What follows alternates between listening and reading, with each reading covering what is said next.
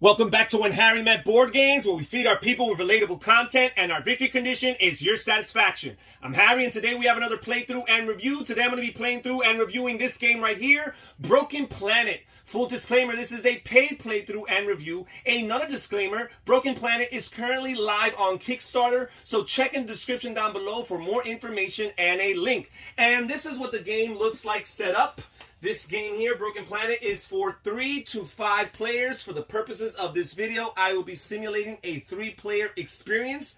Now, the premise of this game is that each player represents a different scavenging tribe on this broken planet that can no longer sustain life for all the tribes on it. And it is up to the pantheon of gods for this planet to determine which tribe will be worthy to be the only one to survive. And throughout the course of the game, players are going to be taking actions, building temples, and gaining relics and such in order to win the favor of these gods. And basically, favor translates into victory points.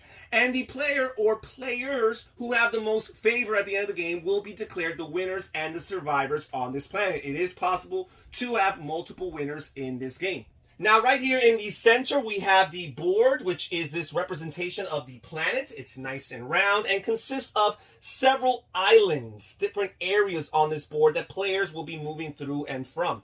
And there are 14 islands on this board, to be precise, and we will pre-populate these islands according to the instructions found in the rulebook, in the setup, with these temple tokens, these tokens that represent temples. And these tokens here are found in 4 colors, each corresponding with the 4 different types of gems that you find in the game. We have these cards here representing gems, which are a very valuable resource that players will be using throughout the game. We have the diamonds, we have the emeralds, we have the rubies, and we have the sapphire.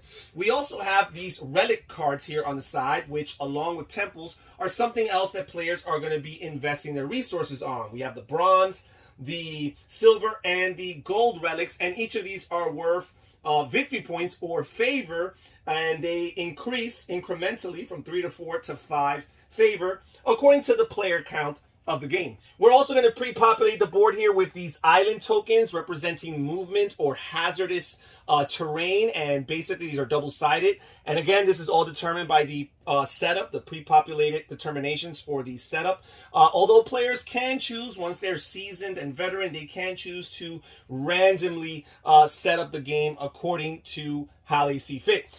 Basically, again, these tiles are going to actually help players move more efficiently through the islands, or they're going to slow them down and limit how they can move. Now, each player is going to get one of these player boards, which is referred to as an ancient tablet, and they're going to put these temple tokens corresponding with their player color onto each of the slots indicated on this tablet. Each player is also going to get one of these dials. There's a little bit of simultaneous action selection taking place, and these dials are going to be used for just that.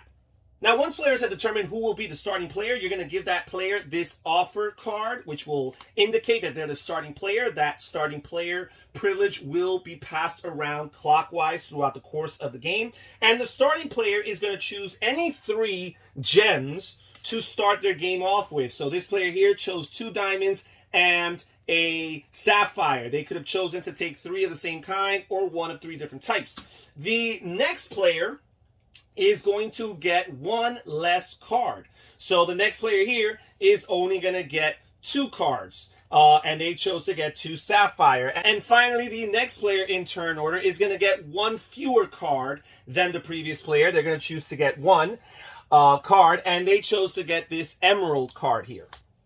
Each player is also going to start the game with 2 of these bronze relic cards in their possession. These will give them 2 favor apiece at the end of the game, contributing towards their victory point total. Now we're going to simulate a few rounds to give you guys an idea as to how the game plays. The game plays over a span of a predetermined amount of rounds, which is indicated here on the round track. Once we make it to the final round, the game will have a hard stop. Now, the amount of rounds that are in a game are according to the player count. In a 3-player game, you will have 8 rounds. In a 4-player game, you'll have 7 rounds. And in a 5-player game, you will have 6 rounds.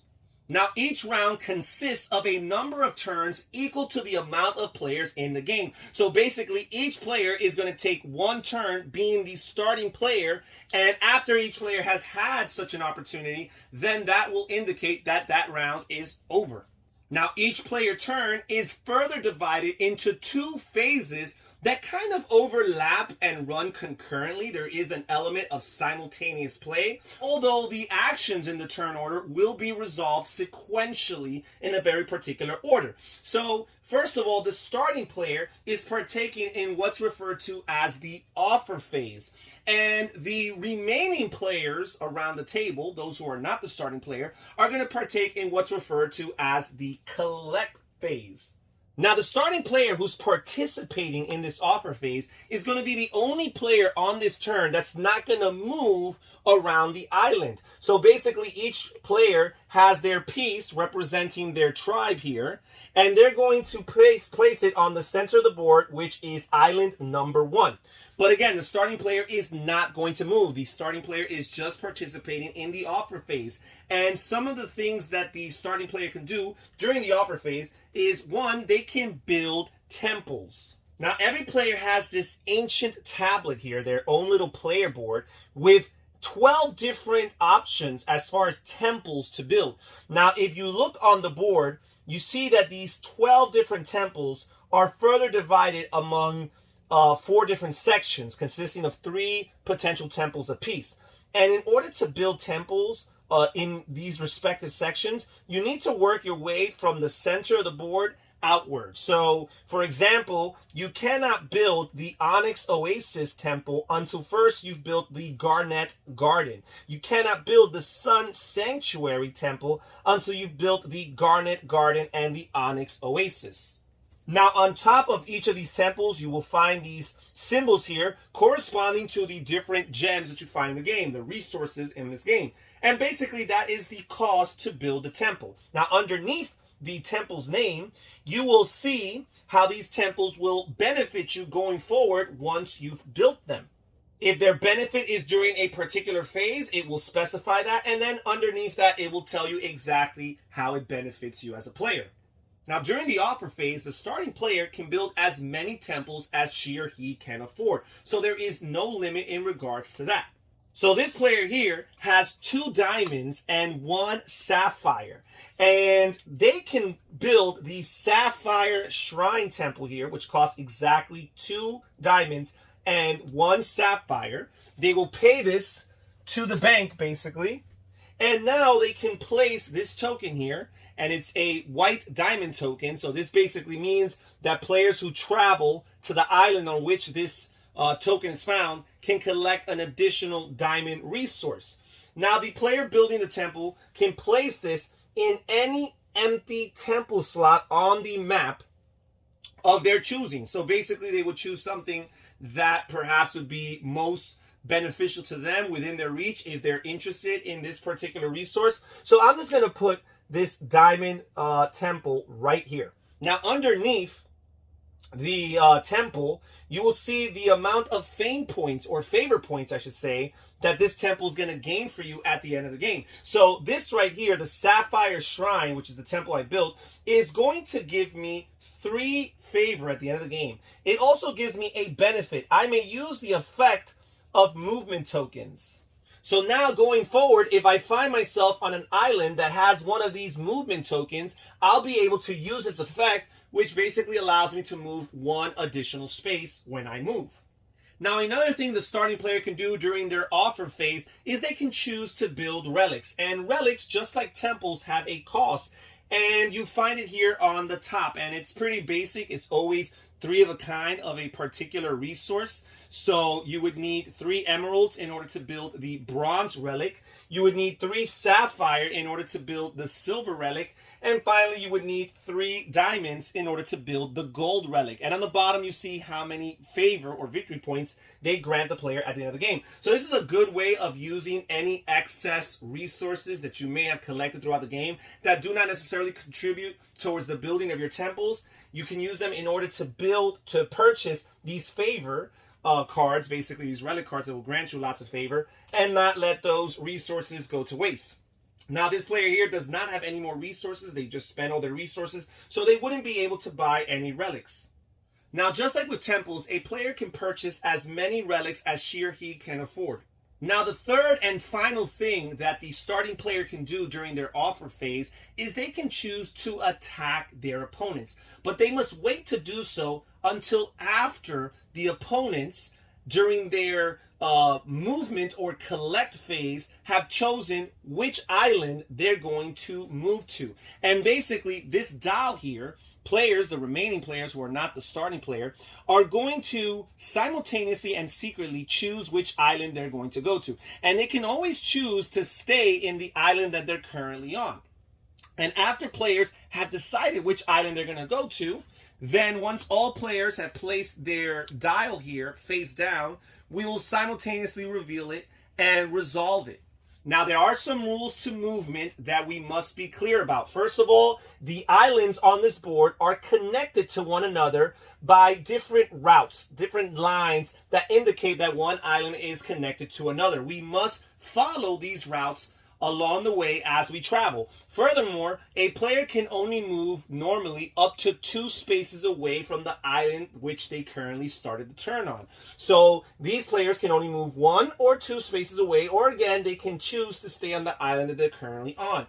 Typically speaking, you cannot move further than that. Now, if you do have the help of these bonus movement tokens on the island you're starting from, that can be added to your base value of 2 movement points, and potentially you can move 3 or more depending on whether or not your island had additional movement tokens on them.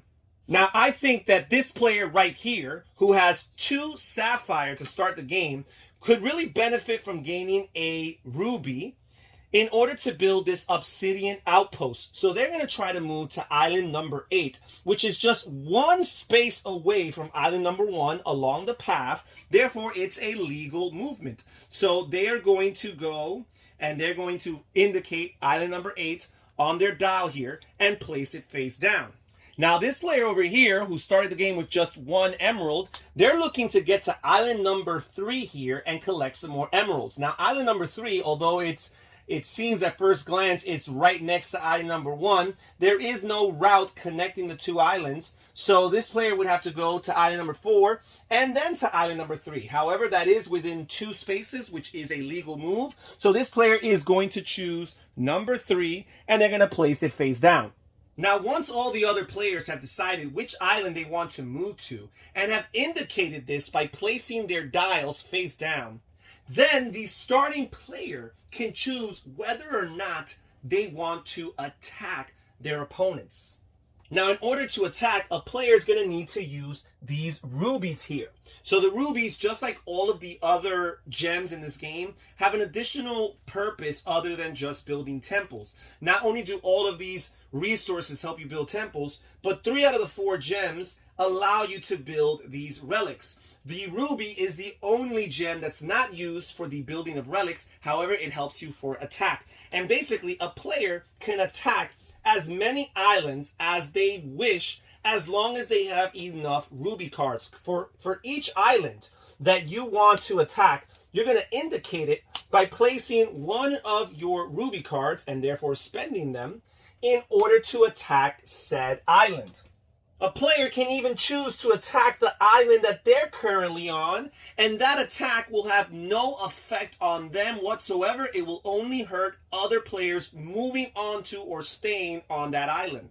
Now, after the starting player has determined whether or not she or he wants to attack, and after they've spent the necessary ruby cards and decided which islands will be their target areas, after this, the remaining players will reveal their dial, showing the number of the island that they want to move to, and they will move to said island. So this player here would move to island number 3, and this player here would move to island number 8. Now, every player who was hit by such an attack will be forced to discard down to half of their resource cards or their gem cards, rounded down.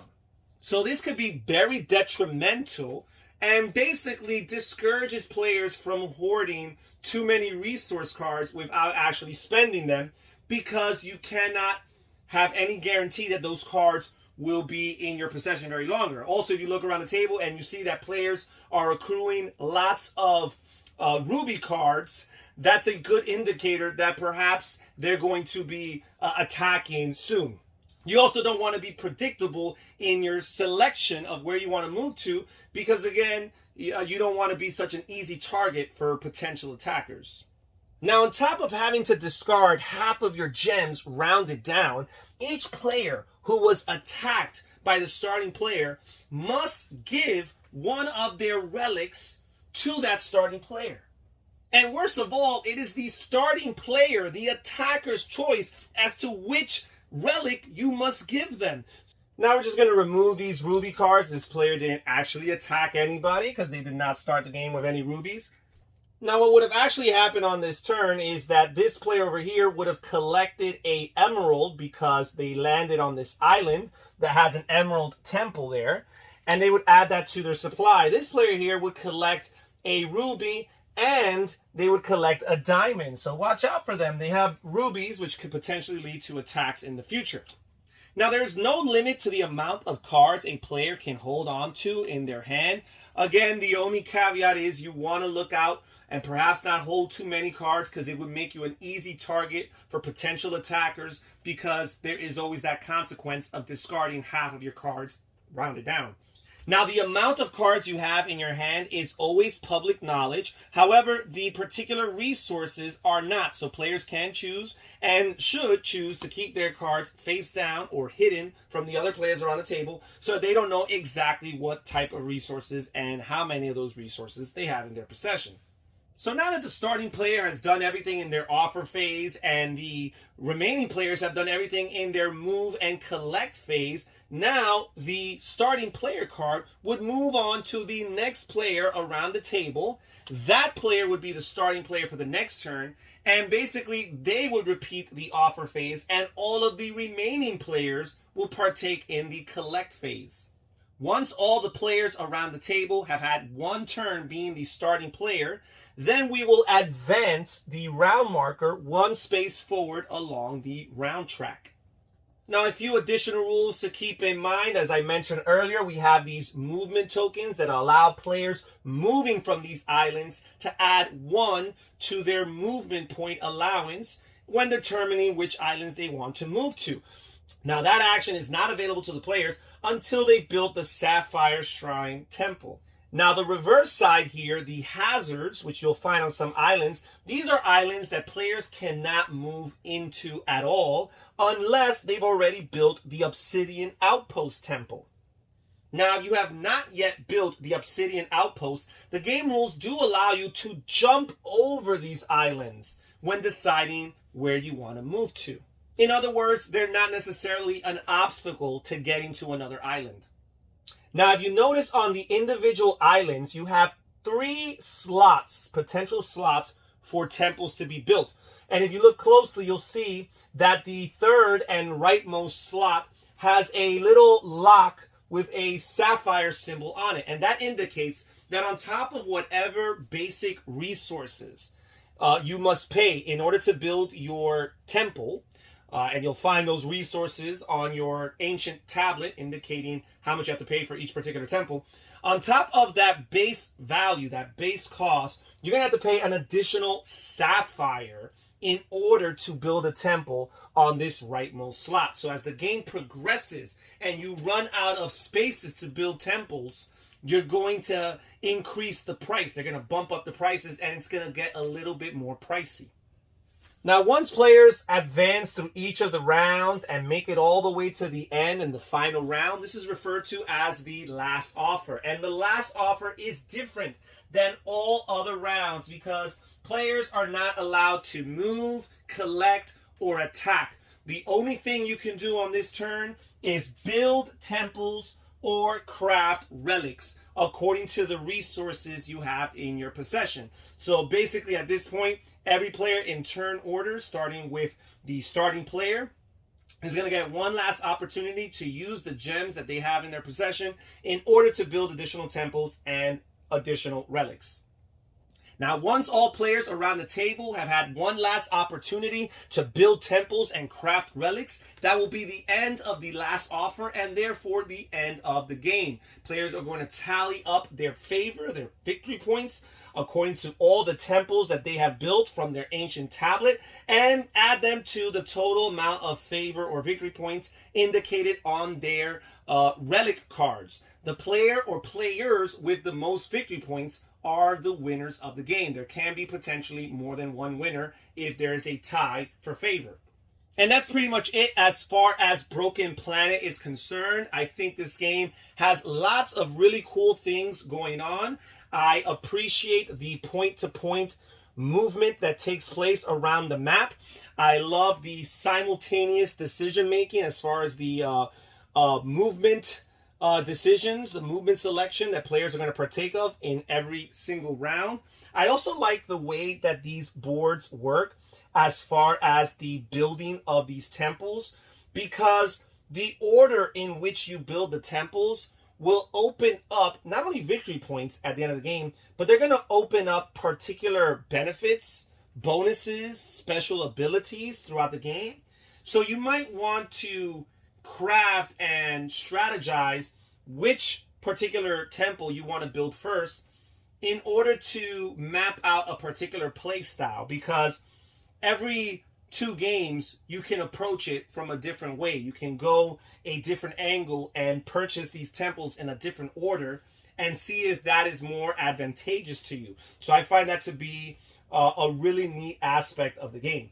The resource management in this game is also a positive. The fact that these resources can buy you these buildings, these temples, but if you have some spare, if you have additional resources, they don't necessarily go to waste because you can find other things to do with them, namely crafting these relics and also using the rubies in order to attack opponents. You do not want to be predictable in this game because that can cost you, and that again is something that I respect and value. I do not like it when games go easy on people for being predictable. I like for the players around the table to be held accountable for their actions and for their predictability. Overall, I'd say this is a solid game. It looks good. It plays good.